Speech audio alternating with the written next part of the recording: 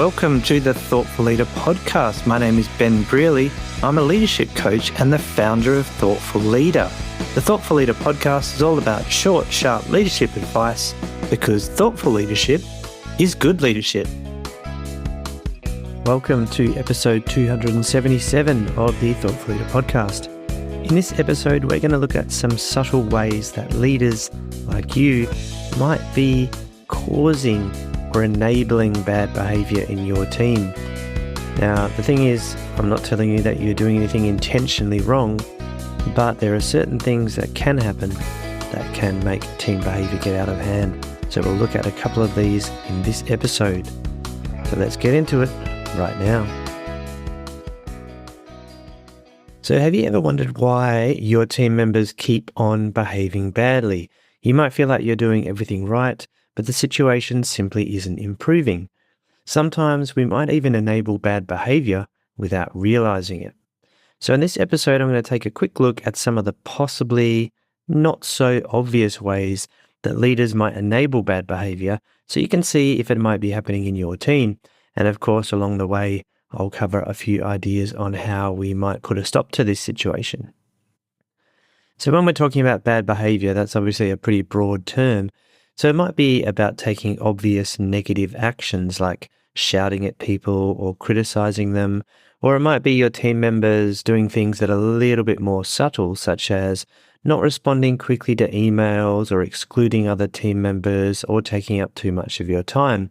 So obviously there's endless possibilities here, but ultimately bad behavior includes any actions that you don't really want your people to be taking. So leading a team can be pretty difficult and it's hard to get everything right all the time. So even so, we should be looking for ways to reduce the chances of bad behavior and definitely not enabling it. So let's look at a few ways that leaders might be subtly enabling this bad behavior, even if we don't even realize we might be doing it. And the first one, which is increasingly common, is being unavailable. So this is a common issue for many leaders, not because they don't care about their teams, but it's usually because leadership roles can get pretty busy, and you might find yourself in constant meetings and away from your normal location for long periods of time. It's obvious that when you're not available for your team members may feel unsupported. After all, they won't have a person to easily address their concerns or provide direction. But this is only part of the challenge. The other part of the challenge is observation. Now, by observation, I mean that when you're unavailable or uncontactable, it's hard to see what your team members are doing. And if you're not present, it's difficult to observe interactions between team members or the behavior that they're engaging in. And when it comes to bad behavior, if you're going to have a conversation to address it with a team member, it's much easier and better to have been able to observe the behavior directly rather than acting on hearsay, maybe something that someone else told you about. So when there's a lack of observation, there is also what I call plausible deniability, and that is the team member has the plausible ability to deny any accusation of wrongdoing. Now, we call it plausible because we didn't directly observe the behavior, so it's possible that we're mistaken, which means they can deny that the behavior ever happened. And because we don't know for sure that there was a problem, we tend to lose confidence and lack conviction, which increases the doubt we might have in our minds. And before we know it, we might let things slide because we can't be certain that the bad behavior actually happened. Now, of course, you might say that, well, there's no smoke without fire, and act on indirect feedback from somebody who says they observed it. But this means you run a greater risk of being wrong and treating people unfairly, especially when the person telling you about the bad behavior may not have the best of intentions. So it's a little bit of a minefield when you think about it. And if you haven't checked this one out already, I'd recommend going back to episode 149, Steps to Break Negative Behavior Patterns. That's a good one as well, which is similar to this little issue we're talking about today. So how do we tackle the unavailability problem?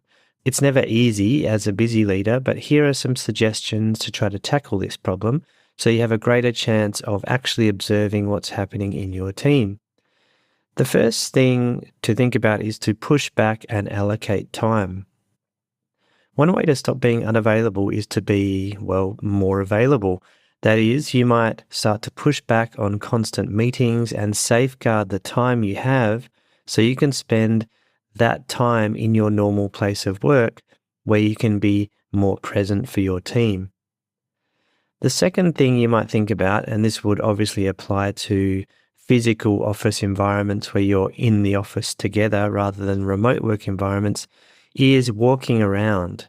And while it might seem that leaders who walk around are just slacking off, they're actually making sure they can interact with their people more and see what's happening in their workplace. And this helps them to keep their finger on the pulse and become aware of any issues that might be going on. But it's also good to build relationships with your team. Another one to try is to build relationships with trusted colleagues. Now, there is a reality here, and that is that you can't be everywhere at once. So you will need some help. Having a network of trusted colleagues makes it easy to stay in the loop because your network may interact with your team too. Now, we talked about it before. Indirect feedback is not as good as direct observation, but feedback from a trusted source is the next best thing. Now, we don't want to turn this into a micromanagement situation where your people have no space or freedom or autonomy. The point here is that we want to increase our touch points with the team so that we have a better chance of spotting bad behavior when it occurs, or at least observing the warning signs that some could be on the way. And there's a related article which you might find useful around forgetting the tools, mastering these top 3 time management skills. That's a really helpful one for busy people as well. And if you're interested in potentially working with me to help solve some of your team challenges or improve your confidence in leadership, I do a lot of work with introverted and thoughtful leaders to help them in those areas.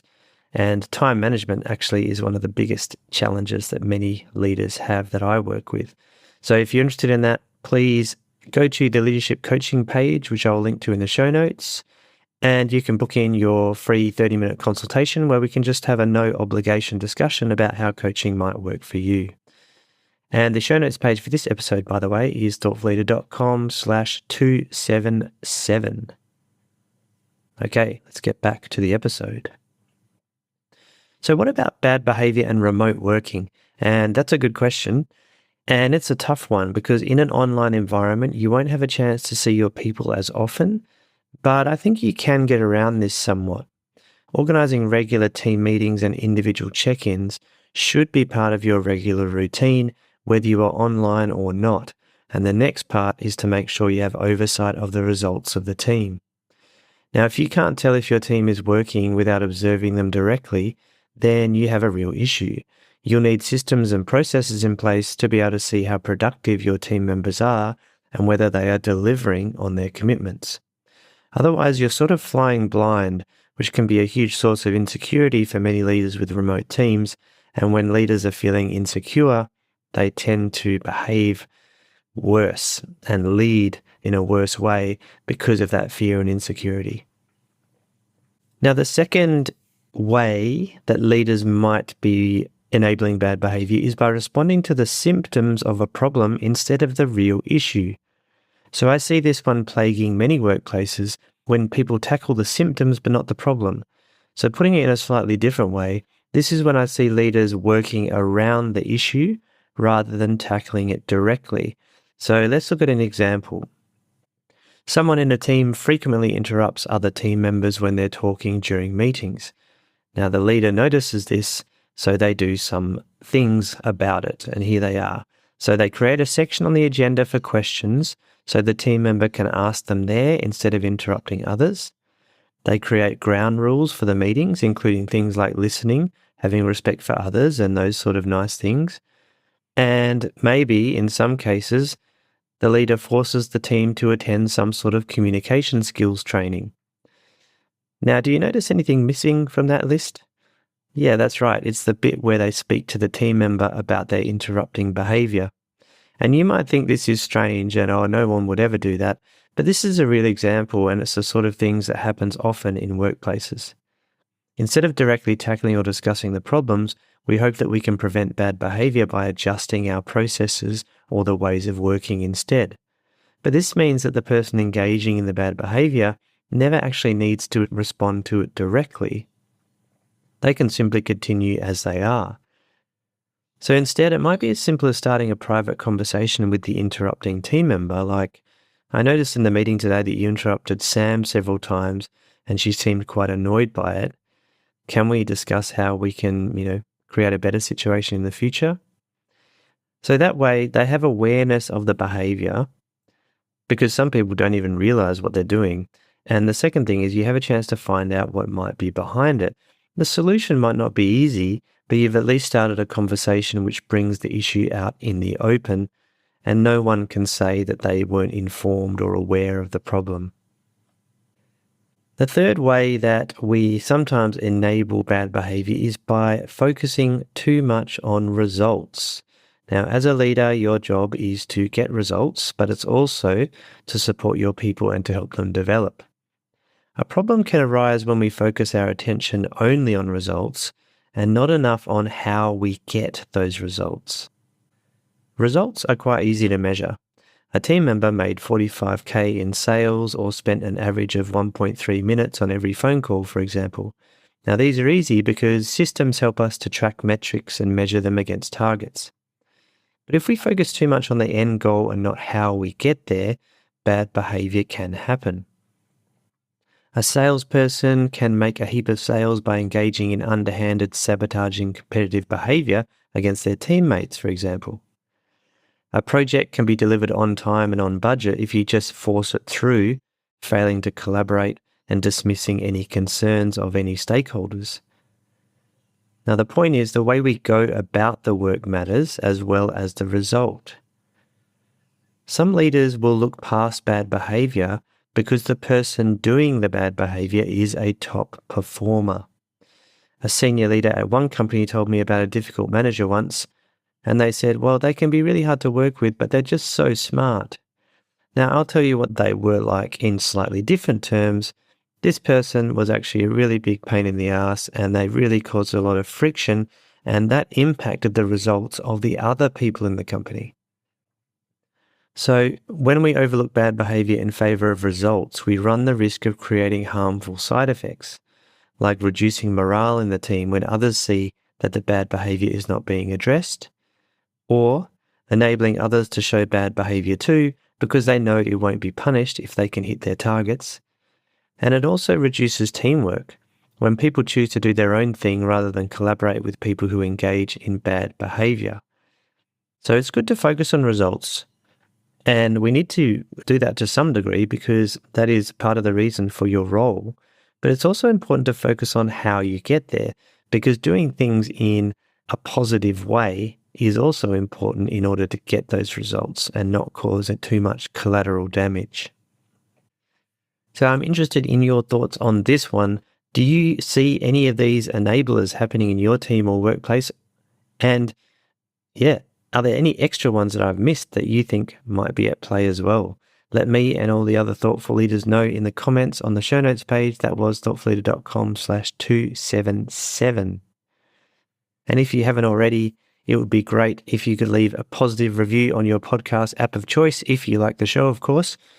And it really helps me get the word out and, offer more support to the introverted and thoughtful leaders out there who might need some help with their leadership, because we need more of you out there doing good leadership things.